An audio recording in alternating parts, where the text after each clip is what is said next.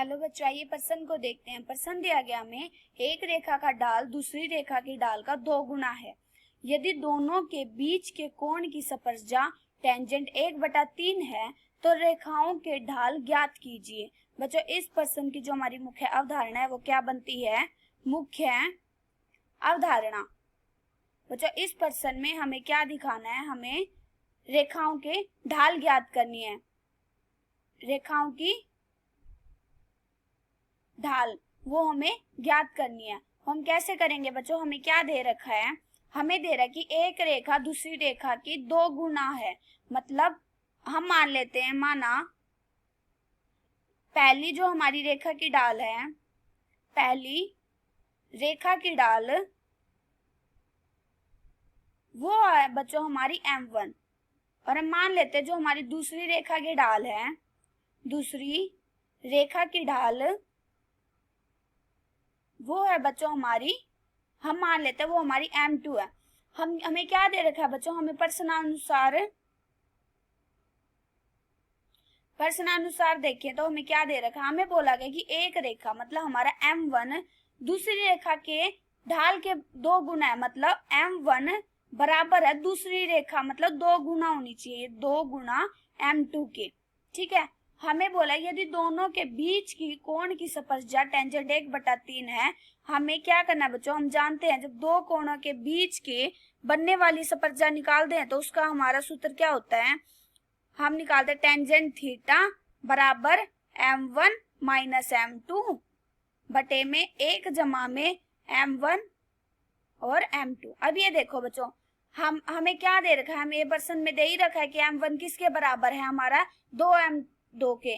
तो हम क्या करेंगे बच्चों? जब यहाँ पे m1 का मान लगाएंगे तो यहाँ पे क्या आ जाएगा? टेंजेंट का मान भी हमें दे रखा है। टेंजेंट हमें कितना दे रखा है? 1/3। तो यहाँ पे कितना आ जाएगा बच्चों? ये 1/3 बराबर आ जाएगा बच्चों ये हमारे m1। जब यहाँ पे मान लगाएंगे क्या आ जाएगा? 2m2 माइनस में m2 बटे में 1 जमा में 2m2 और m2। अब ये देखो बच्चों, यहाँ से हमारा क्या आ गया? यहाँ से आ गया 1/3 बराबर आ गया m2 बटे में 1 जमा में 2m2 की घात 2 के। अब ये देखो बच्चों, जब हम इसका तिरक गुणा करेंगे तो ये क्या आ जाएगी? यह आ जाएगा बच्चों तिरक गुणा करने के बाद 1 जमा में 2m2 की घात 2 बराबर 3m2। अब ये देखो ये आ गया 2m2 की घात 2। यहाँ पे 3m2 किस में है? यहाँ पे जमा में, और दूसरी तरफ लाएंगे क्या हो जाएगा? माइनस के 3m2 जमा में 1 बराबर 0। ये तो हमारा वर्ग समीकरण बन गया। और हम इसको किससे हल करेंगे बच्चों? हम इसको गुणाखंड विधि से हल करेंगे। जब हम इसको गुणाखंड विधि से हल करेंगे तो क्या आ जाएगा? 2m2 की घात 2 माइनस में 2m2 माइनस में m2 जमा में 1 बराबर 0। अब बच्चों यहाँ से देखो, इन दोनों फलनों में से हमारा क्या उभयनिष्ठ निकल रहा है? 2 और m2। और अंदर क्या बच रहा है बच्चों? हमारा m2 माइनस में 1। और ऐसे जब इसको देखते हैं तो इसमें हमारा क्या निकल रहा है बच्चों? हम इसमें हमारा उभयनिष्ठ निकल रहा है माइनस का 1 और अंदर क्या बच रहा है? m2 माइनस में 1 बराबर 0। यहाँ से हमारा क्या क्या निकला है बच्चों? एक तो 2m2 माइनस 1 और एक आ गया हमारा m2 माइनस 1, m2 माइनस 1 बराबर 0। यहाँ से हमारी m2 की दो मान निकला है बच्चों। एक तो मान आ गया हमारा 1 और एक निकला है 1/2। अब हम क्या करेंगे बच्चों? हमें तो बोला गया था ना कि प्रश्न में हमें क्या बोला गया था? कि हमें बोला गया था कि m1 बराबर है 2m2 के। इसका मतलब जब हम यहाँ पे m2 की वैल्यू लगाएंगे, यहाँ पे m2 का मान लगाएंगे तो हमारा m1 निकल जाएगा। मतलब अगर हम यहाँ पे m2 लगाएंगे तो m1 निकल जाए। हमारे m2 तो 2 मान दिए गए हैं। एक बार तो हम m2 1 लगाएंगे तो देखते हैं m1 कितना निकलता है। m1 बराबर कितना था? 2m2 थे और m2 का कितना मान दे रखा है? 1। तो यहाँ पे कितना आ गया? m1 आ गया हमारा 2।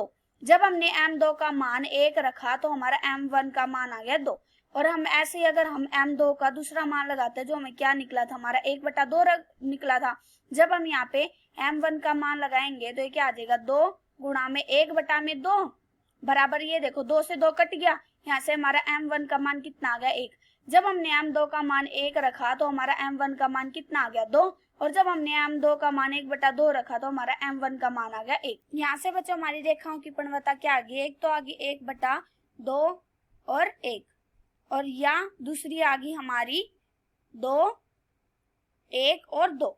आशा करती हूँ कि बच्चों आप सबको समझ आया होगा।